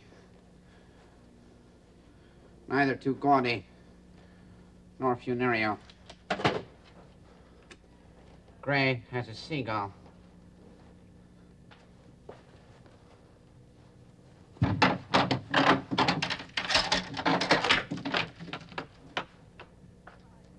Will you have a piece of fudge, Mitya?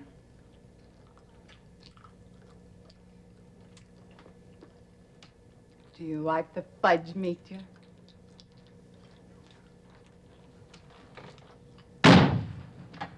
It is only fudge, Katrina.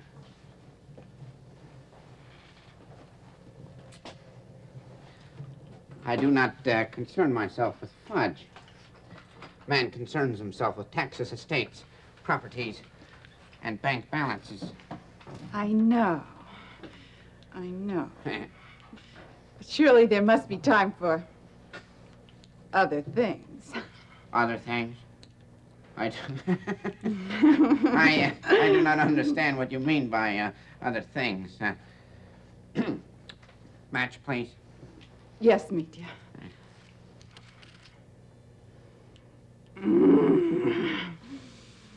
I enjoy a man smoking a cigar. Oh, your late husband did not smoke. No. That is unfortunate. A house without tobacco smoke is a house not lived in. That's so true. Yeah.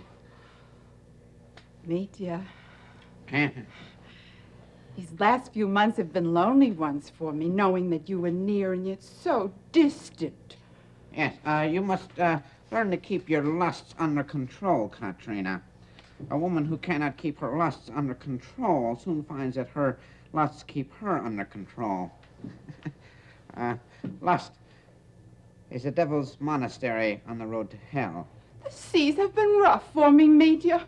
Women by their nature are frail vessels. They have only their hearts to guide them. Yes, and so I have come to consider taking the helm. Oh, Mitya! To consider, Katrina, to consider. Now, to consider is not to undertake. It is merely to consider. Yes. Yet many things are finally arrived at which at first were but considered. Yes. Now, as you know, I am by nature and inclination a bachelor.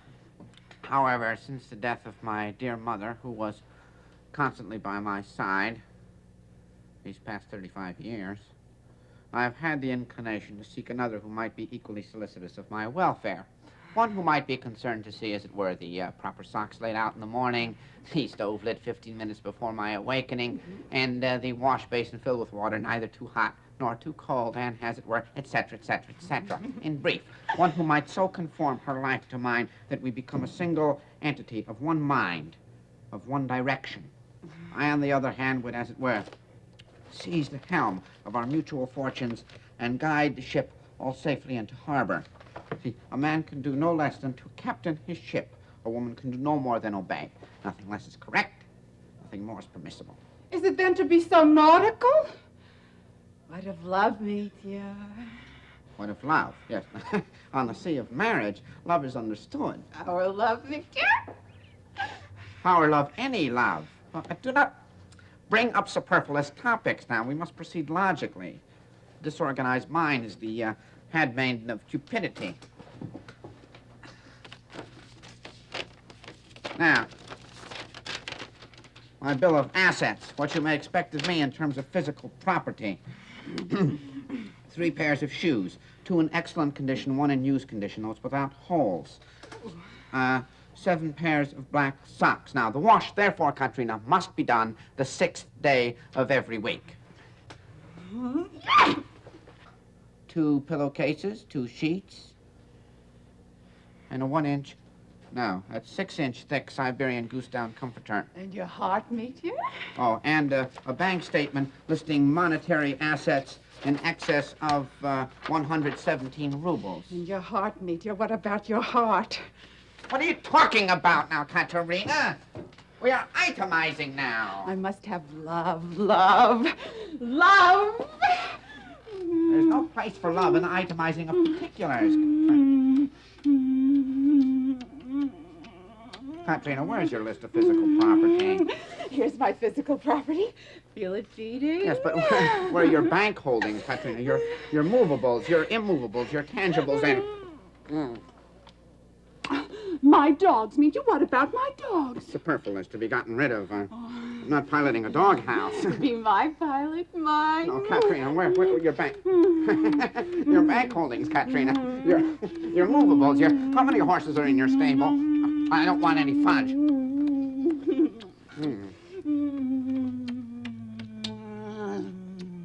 What are you doing? Katrina, why are you touching? All right, that's fine. Ow, that hurt. All right, let me up, Katrina. We will have a honeymoon in the house. We will never leave the bedroom. There'll be no need for you to work. No need to ever leave the house. All right, I'll raise the rent.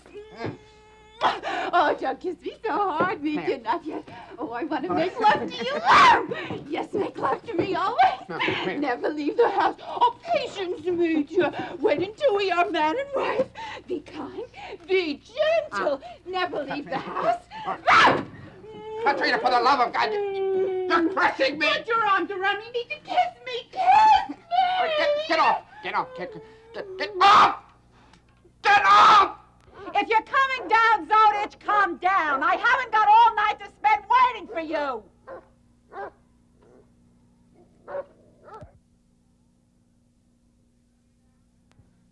I'm coming down, Katrina. Coming down.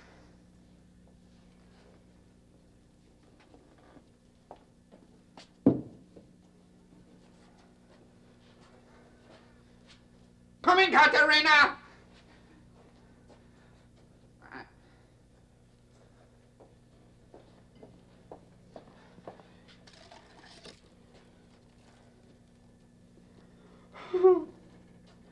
Goodbye, Miss Screwball.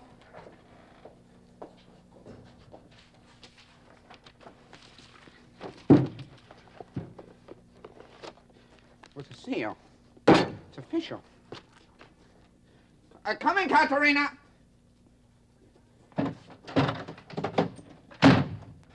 In spite of everything, you have come. Come in. Come in. Let me take your coat. Sit here. Sit here on the sofa. Soon winter will be down upon us. You're well? Yes. Good, good. And you and Madame Azhogin? Well.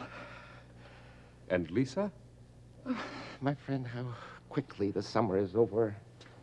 How quickly youth vanishes. Smoke, that's all it is, my dear Nikolai Alexeyevich. Smoke and expectations. This is a different household you have come into. You must not blame yourself. But they blame me. All of them. Anna, the servants. You see what ingratitude is?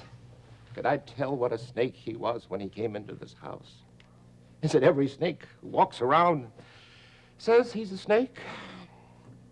But he never fooled you, my dear friend. You knew him from the start. I saw no more than the show of things. You looked into the heart. You saw the snake in the man.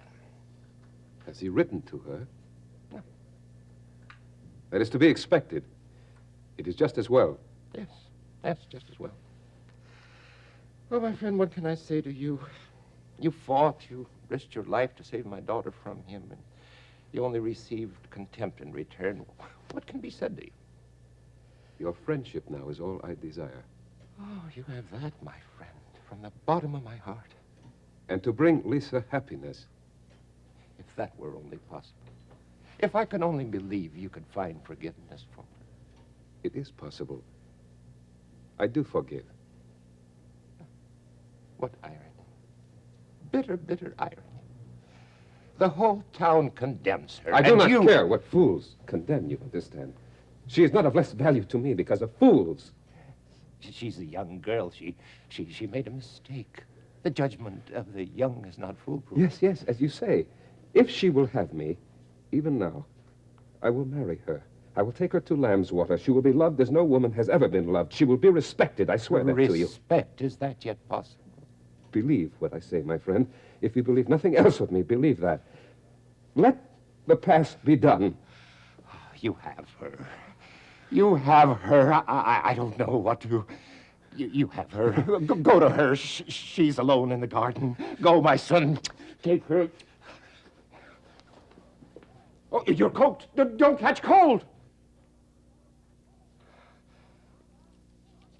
Anna? Anna?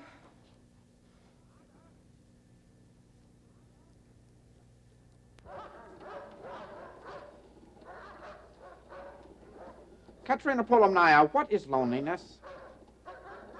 Did not the Roman poets tell us, lupus pilum mutat non mentem, meaning we are all thrust alone on a dark sea? A dark sea. A sea without light, a sea of gigantic waves. In life, Katerina Polomnaya, the wind blows. The wind blows. And what is the effect of this wind? It pushes us along. We do not know where we have sailed from. We do not know where we sail to. We sail. No man can say, no, I will not sail. No, I will remain where I am safe. This he cannot say because the wind blows. That is the substance of it all, the wind. And what is the effect of this wind when we sail in the darkness, Katerina Polomnaya? Who is to say how many of us are blown over the edges of the world? Which is to say, without metaphor, how many of us come to bad fortune because he or she sailed alone. To sail alone is to vanish alone. And that is the answer to my question, Katerina Polomnaya. You have received the extra coal and oil I sent you. What? Yes. Thank you.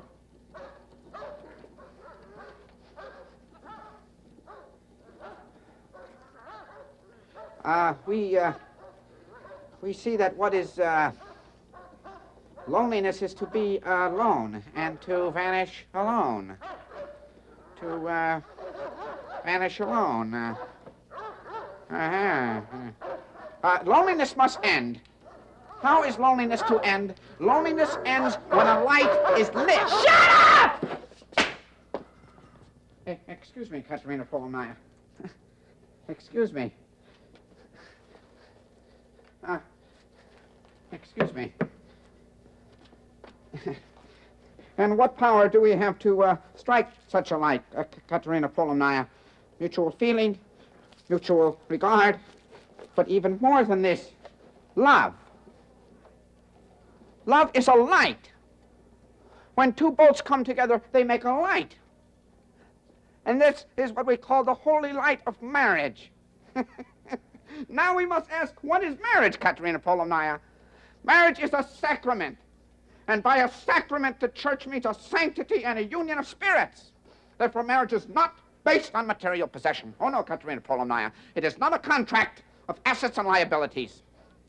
The church does not intend us to inquire as to the number of houses owned or the number of horses in the stable. Oh, no. Love is above these things.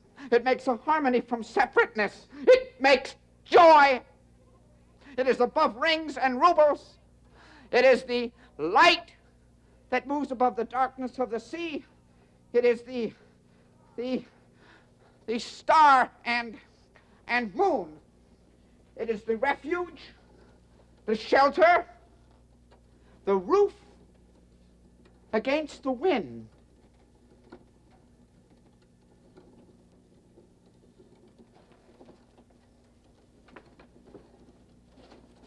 Katerina, know that it was not for nothing that to me your extra coal was given. Know that such seeds of generosity, of love, did not fall on barren ground, but that they found their way to this heart, which even now illuminates with respectful fondness. Ow. Now that you've been advanced in your position, you'll pay me 2 extra rubles a month for coal and oil.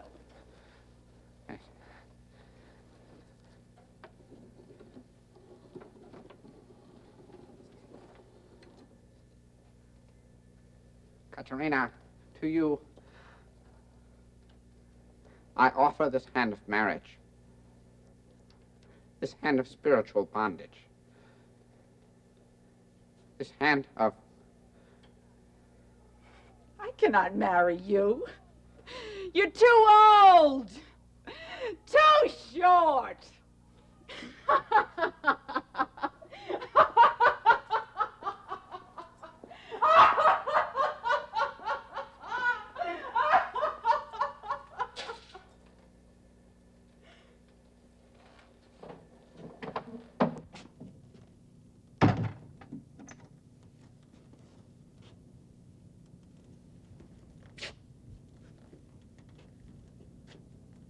Too old, too short.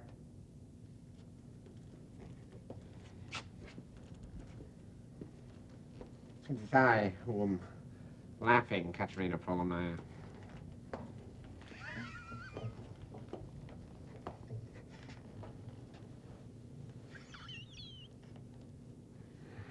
I laugh to think that you can laugh at me. It is you. It is you who is the wrinkled fish here. Is that so? Is that so, madam? Well, it is I who stoop to consider marriage to you. I laugh in your face. I withdraw my offer.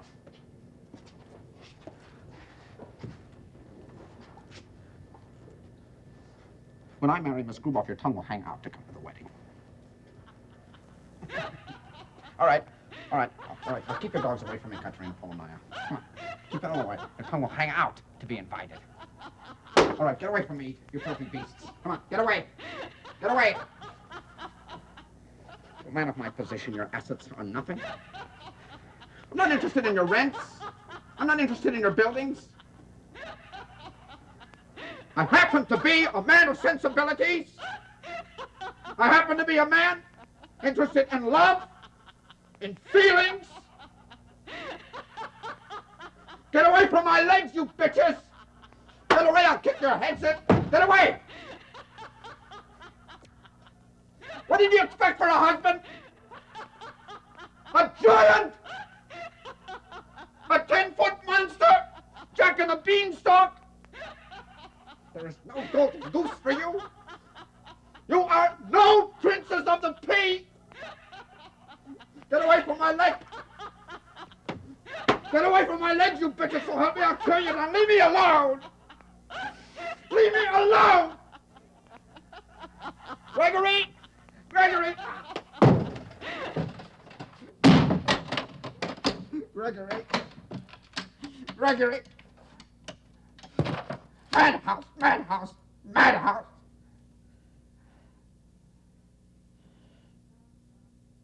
How brown the garden has become. How dry.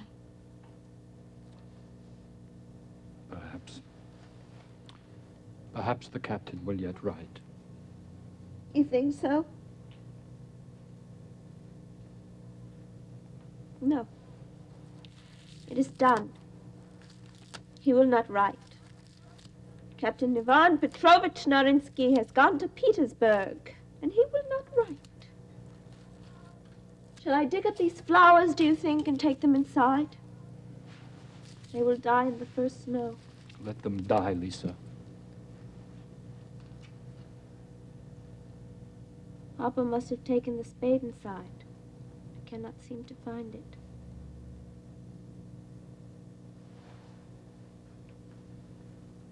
And what of Chilkaturin?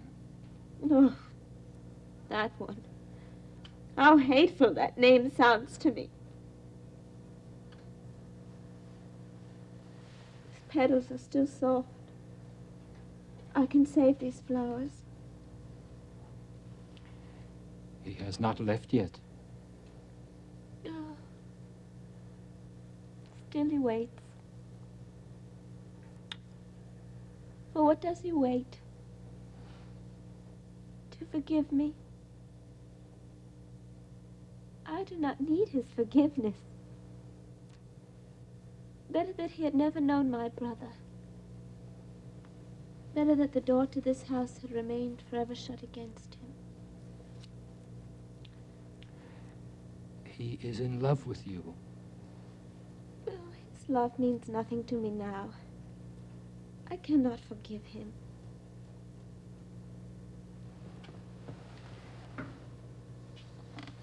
What did he want here?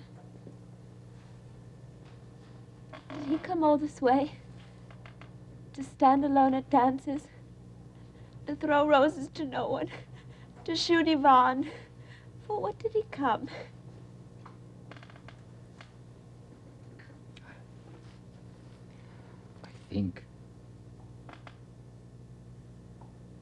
I think Nikolai Alexeyevich Chilkaturin came all this way to love you. How good you are. You are an angel. What should I have ever done without you?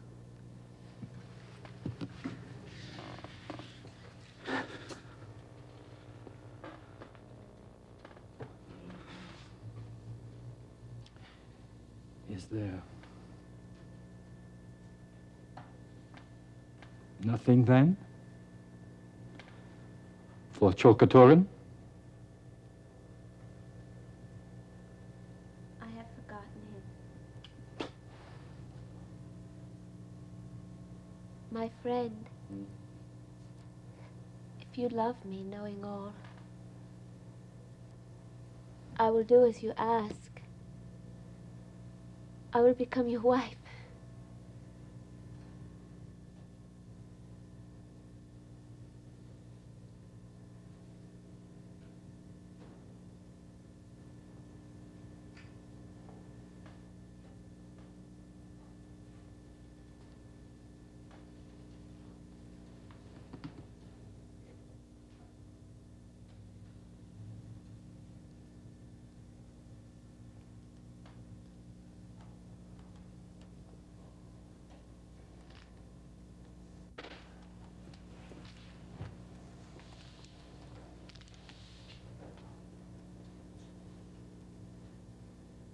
You, Bizniako. You.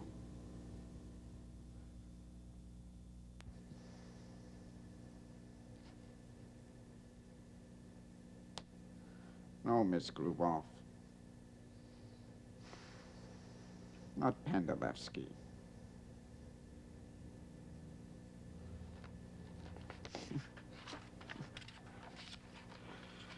It's a story of lies. You're a liar. You distort.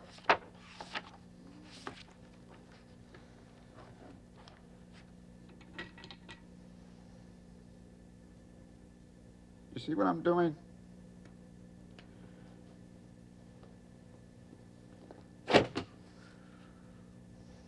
I reject your manuscript.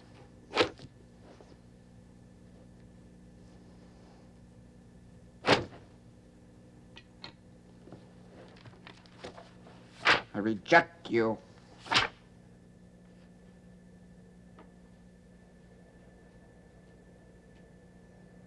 And I stood in the garden, dumb and dark with hedges. Stood as if the winds of 1,000 centuries might wash upon me and find me standing yet. And for all of it, the roses pressed in books, the crowns of May, the duels, the summer dances.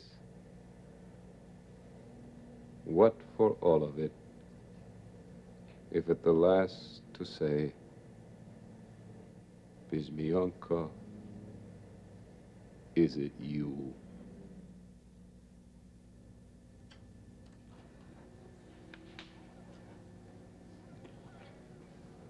Liar!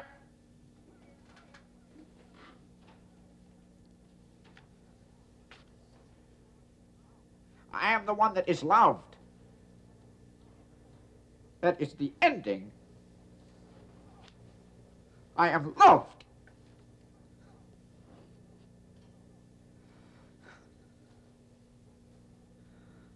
I am loved.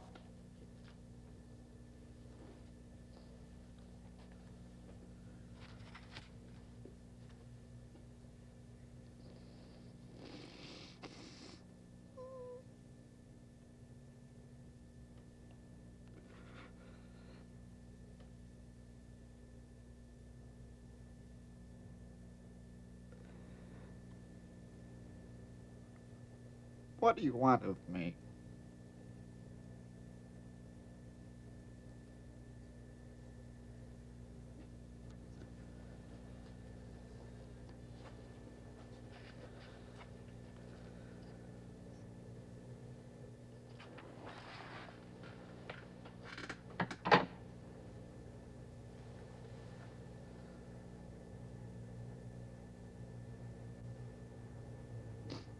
I am the one that is loved.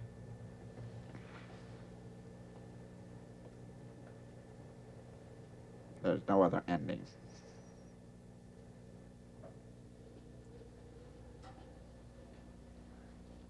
And when I had passed through the antique marketplace of Samarkand, through the cries and fevers of the merchants, The monkey's hand fell within his cage, and there was nothing further to the matter.